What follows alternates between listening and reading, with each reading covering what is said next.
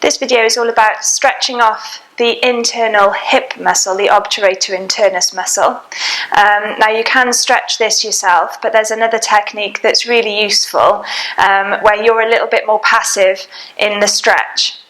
And I'm going to show you that technique now, and you can get a friend or a family member to help you with this. What you're going to do is you're going to lie down on your mat, and you're going to use a cushion or a yoga block to support your head.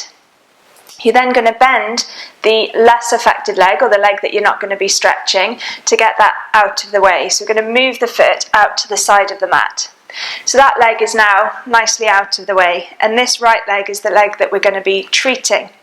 So the person that's doing the stretch for you needs to be level with the knee and the ankle.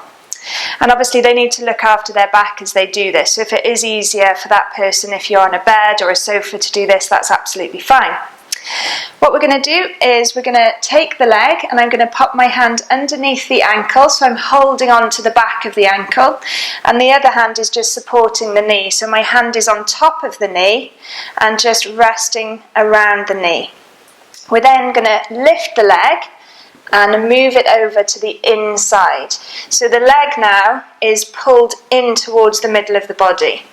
And on the mat you can see it's the opposite side of the track lines. So at this point now we've got a slight stretch through the outer part of the hip. And now we're going to rotate the leg so that we get the stretch through the deeper part. So we're rotating the leg so that the toes now are pointing to the side. Now you want to stay nice and relaxed during this position here, and once you're in that position you can move your hands, and if you want to you can put a gentle roll onto that thigh just to loosen those muscles off in the deeper part of that pelvic region. You'd hold it there for about 15 to 20 seconds and then you'd slowly bring it back.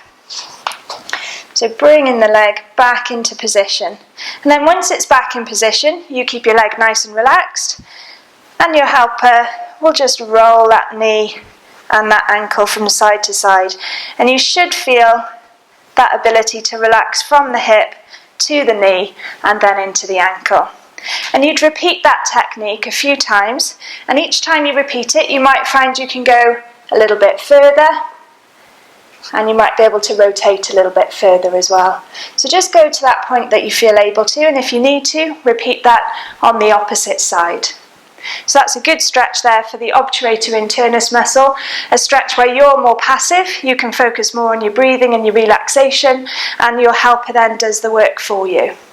You want to be repeating that at least once a day, ideally just before you go to bed.